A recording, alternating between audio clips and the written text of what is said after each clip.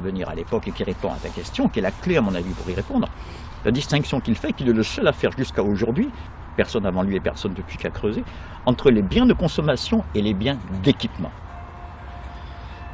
Et est-ce qu'on peut mettre sur le même plan la consommation du champagne acheté par Berlusconi pour arroser le corps de la nana à une cérémonie, comment ça s'appelle, Bunga Bunga, je crois. J'essaie de me tenir au courant. Voilà, la consommation de ce champagne-là est-elle du même ordre que celle du mineur du Pas-de-Calais qui a à 1 an de la retraite, grande victoire, je ne suis pas mort de la silicose, je suis à 1 an de la retraite, s'achète sa première télécouleur et qui est désigné par Cohn-Bendit et ses accoulés 68 comme un sale intégré, embourgeoisé, consommateur, perdu pour la cause révolutionnaire, ben voyons. C'est pour m'insurger contre cette forfaiture sociale, contre ce discours anti-consumériste de la part de ceux qui en consomment le plus. Je suis sûr, par exemple, pour ce qui est du problème de l'eau, qui est plus important pour moi que celui de la couche de carbone, peut-être parce que j'ai vécu longtemps au sud du Sahara, je sais pas, mais le problème de l'eau qui est vraiment un droit mental et humain capital, je veux dire, je suis sûr que Nicolas Hulot, dans les hôtels où il passe et dans les jacuzzis, il souhaite, hein, moi je suis pas du tout... mais consomme beaucoup plus d'eau que moi, comparablement. Donc, je veux dire, de la part de ceux qui consomment le plus, cette condamnation du timide accès de la classe les plus exploitée aux premiers éléments de consommation de masse auxquels il a droit, Gluskar fait une analyse très fine en montrant qu'il y a d'abord, je réponds précisément à ta question grâce à lui maintenant, voilà la séquence, des biens d'équipement collectif. Les égouts, les trucs de gaz, quand on se promène sur une rue dans Paris, il faut voir ce que c'est que le fonctionnement d'une grande ville en termes d'équipement. Je parle de l'invisible, là, qu'on ne voit jamais, de millions de personnes qui travaillent pour nous, là, dans le silence, la voirie, etc. Il suffit qu'il y ait une grève des éboueurs pendant quelques jours pour qu'on voit tout d'un coup, quand tout ça s'arrête, à quel point c'est important. Et donc, les biens d'équipement collectif, les routes, les canaux, l'aménagement du territoire. Après, les biens de consommation des ménages, deuxième étape. Alors là, c'est effectivement la machine à laver, le frigidaire. Mais comme dit admirablement Gluskar, on ne consomme pas un frigidaire, mais ce qu'il y a dedans. S'il n'y avait pas la machine à laver, la femme ne pourrait pas aller bosser.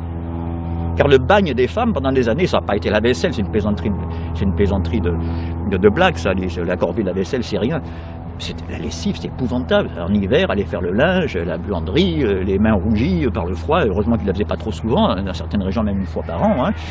Et après, pas très loin de chez vous, je crois, de la Haute-Marne, on faisait sécher ça dans les Vosges, du linge séché sur pré, comme on dit.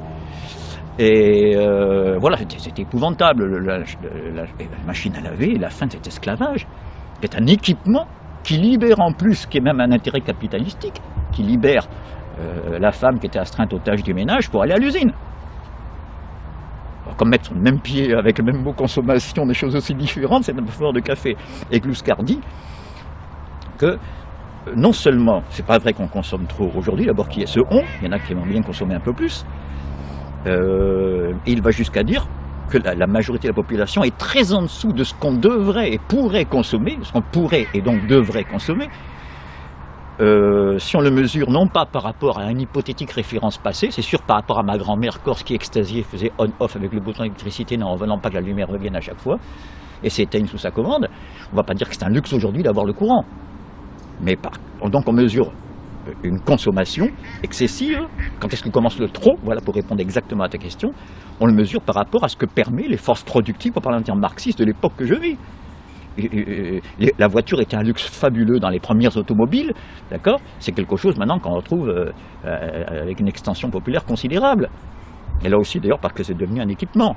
La plupart du temps, la plupart des heures passées en voiture par les franciliens, c'est pour aller au boulot ou pour en revenir, ou pour faire des courses pendant le week-end. Il y a aussi cet espace de liberté d'aller balader avec la famille dans les paysages de la douce France, voilà. Mais donc des biens d'équipement collectif, aux biens d'équipement des ménages, à la consommation qu'il appelle ludique, marginale, libidinale, qui est celle qui est réservée à une classe privilégiée, non, celle-là, la classe ouvrière n'y a pas eu accès. Voilà, donc c'est pour ça que c'est un peu scandaleux ce que je dis. Non seulement nous ne consommons pas trop, mais je maintiens que nous ne consommons pas assez, bien sûr. Tous ces termes-là sont idiots. Maintenant, je redeviens philosophe. au sens strict, c'est-à-dire qu'est-ce qu'on appelle ici la consommation. Il est évident qu'on consomme trop de nos jours, y tout milieu compris de ceci et pas assez de cela. Donc il y a un terme tabou qui est celui de plan. Si on veut vraiment en finir avec ça et décider que c'est cette production-là qui va être encouragée au détriment de celle-ci, qui devrait même plutôt diminuer, pourquoi pas être décroissant dans certains domaines parasites, moi ça ne me dérange pas. Hein. Mais la décroissance généralisée, ça, on voit bien où est l'arnaque. Je constate que les écolos, les deep écolos, comme on dit, les plus radicaux, qui sont carrément pour une décroissance, et le patronat ont cette complicité objective. C'est la grève de l'investissement. C'est la cause principale de la crise que nous vivons en termes financiers, c'est que ça fait 40 ans que le patronat n'investit plus. Ça vaut pas le coup d'investir. Par chance, la connaissance, c'est-à-dire la technique. Je crois que les révolutions techniques sont peut-être plus fiables que les révolutions politiques, en ce sens qu'elles créent de l'irréversible.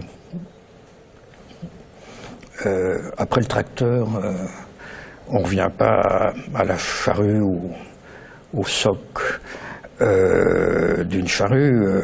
Après la pénicilline, on ne revient pas à la décoction. Après Allende, on peut revenir à Pinochet, n'est-ce pas?